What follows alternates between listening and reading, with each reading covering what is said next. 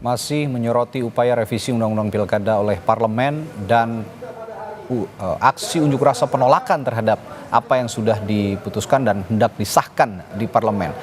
Kita akan kembali berbincang dengan ahli hukum tata negara dari Universitas Brawijaya, Aan Eko Widiarto. Mas Aan, tadi pimpinan DPR diwakili Sufmi Dasko Ahmad ini mengatakan memang hari ini tidak quorum, peserta rapat tidak memenuhi quorum, maka rapat paripurna hari ini ditunda dan tidak bisa dilaksanakan.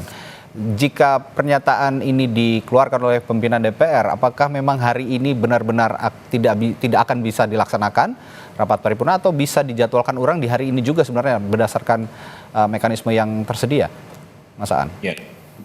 Ya, memang tentunya ketentuannya ada di dalam tatib DPR.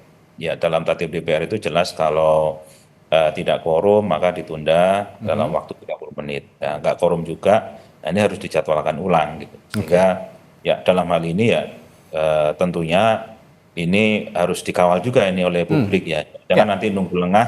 Ya lewat hari ini kan nanti jam di atas 00 itu sudah lewat hari kan begitu. Iya. Ini kalau kasus jangan sampai juga nanti malah senyap-senyap begitu ya, tidak ada kabar berita info tiba-tiba sudah dijadwalkan ulang di hari ini juga dan rapat paripurna dilangsungkan. Ini yang sama-sama kita tidak inginkan jika tidak terpantau begitu ya kurang lebih ya, Mas Aan ya. Iya. Dia ngejar hari Jumat bisa tanda tangan presiden, bisa diundangkan. Berat. Ya, inilah yang juga teman-teman mahasiswa dan juga Civitas Akademika mengapa hingga sampai saat ini masih menduduki gedung DPR begitu ya, kira-kira karena bisa saja penjadwalan ulang itu akan dilakukan dan rapat paripurna akhirnya kembali dijadwalkan di hari ini juga untuk mengesahkan rancangan revisi Undang-Undang Pilkada. Kembali ke soal substansi aturan Pilkada, Mas Aan. Balik lagi, kalau tadi kita sudah mendiskusikan KPU akan mengacu pada aturan yang mana, revisi Undang-Undang Pilkada DPR ataukah putusan MK. Jika memang katakanlah revisi Undang-Undang Pilkada ini dipaksakan begitu untuk menjadi acuan oleh KPU, menuangkan dalam sebuah peraturan KPU ya, PKPU, dan ini terus berjalan hingga akhirnya nanti ada calon yang dicalonkan dan juga terpilih gitu. MK bisa saja berarti jika mengacu pada pernyataan Anda tadi, MK bisa saja nanti jika ada pengajuan sengketa mengabulkan sengketa itu ketika permintaannya menganulir bahwa calon yang terpilih ini tidak sah secara aturan begitu, secara konstitusi. Ya, memang dalam putusannya MK sudah menyampaikan itu ya. Kalau tetap putusan Mahkamah Konstitusi ini tidak dipatuhi ya, tidak dilaksanakan oleh penyelenggara pemilu, oleh pemerintah, oleh masyarakat, ya Mahkamah sebagai lembaga negara, pemegang kekuasaan dalam penyelesaian sengketa pemilihan umum, maka Mahkamah punya wewenang untuk menyatakan hasilnya tidak sah begitu. Misalnya tentang pencalonan, ya, kan sudah pernah terjadi itu. Sudah menang ini di pilkada, ya.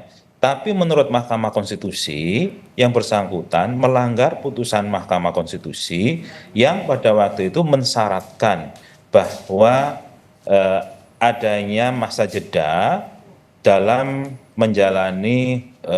setelah menjalani hukuman pidana. Kan tidak serta-merta pada waktu itu kalau orang itu sudah menjalani tindak pidana yang ancamannya 5 tahun itu harus punya jeda 5 tahun. Nah ini belum selesai masa jedanya, ikut pilkada. Di Bawaslu dia lolos ya, sengketa Bawaslu lolos, di KPU lolos. Sampai masuk di Mahkamah Konstitusi, di Mahkamah dinyatakan dia itu tidak bisa menjadi calon terpilih begitu atau dibatalkan hasilnya. Nah inilah yang kemudian nanti kalau sampai begini terus akan menjadi masalah ya, akan menjadi masalah dan akan stagnasi dan ya karena ini soal politik, soal dukung-mendukung ya di daerah dan seterusnya. Nah khawatirnya ini ya tidak ada ketertiban hukum dan tidak ada kepastian hukum. Nah ini bahaya sebenarnya. Oke. Salah satu materi yang disepakati juga dalam pembahasan revisi Undang-Undang Pilkada ini antara lain menghidupkan kembali ketentuan ambang batas pencalonan kepala daerah yang telah dinyatakan inkonstitusional oleh Mahkamah Konstitusi. Nah, dalam pembahasan itu juga disepakati aturan syarat usia. Ini juga yang menarik.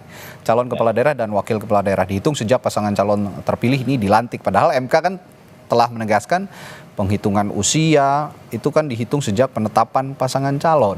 Ini spesifik lagi soal usia. Dan juga ada terbit pada saat itu juga di MA gitu ya, putusan MA. Ini jujur saja kalau saya melihat publik sepertinya sangat bingung dengan aturan-aturan seperti itu kan, publik ini ya, taunya kita hanya memilih saja calon yang disediakan. Tapi bagaimana Anda juga bisa menjelaskan kepada publik bahwa yang mana yang harus dijadikan acuan? Ada putusan MK, lalu sekarang revisi undang-undang Pilkada oleh DPR, belum lagi nanti di tengah-tengah soal syarat usia itu ada putusan MA juga, Mas Aan. Iya, baik. Saya coba runut satu-satu ya. Ya. Yang kebetulan sama Mahkamah Agung itu adalah soal syarat usia. Ya.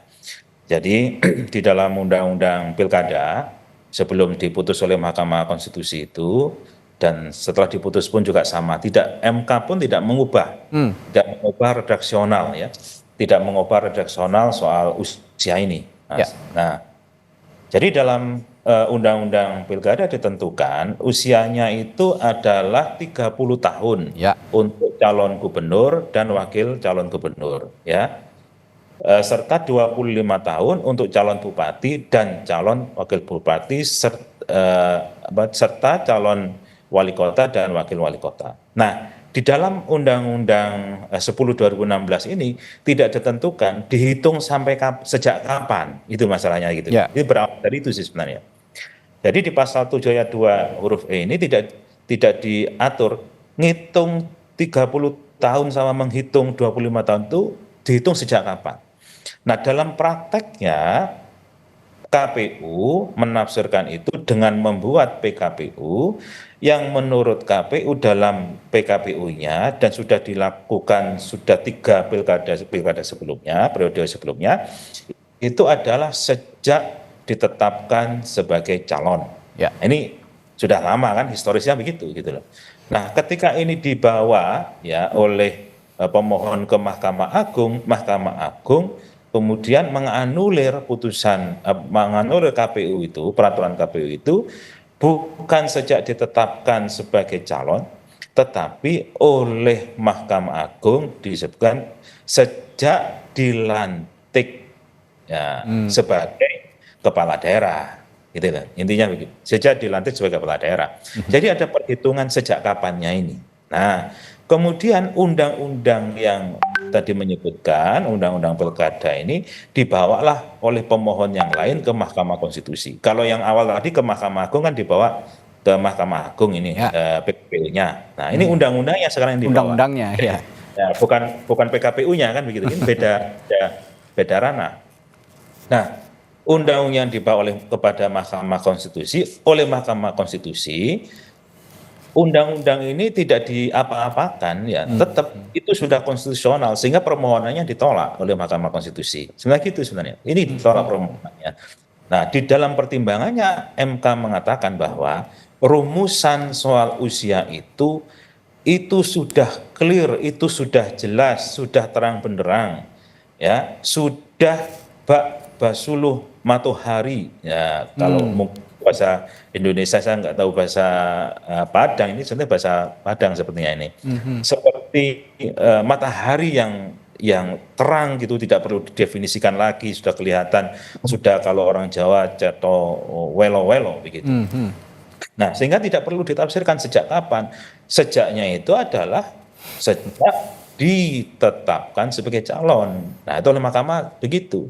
Ya. Sehingga sama dengan bunyi dari PKPU kalau menurut Mahkamah kan gitu kan. Nah, sehingga dari sinilah sebenarnya mana yang kemudian nanti akan diturut oleh KPU maupun oleh masyarakat.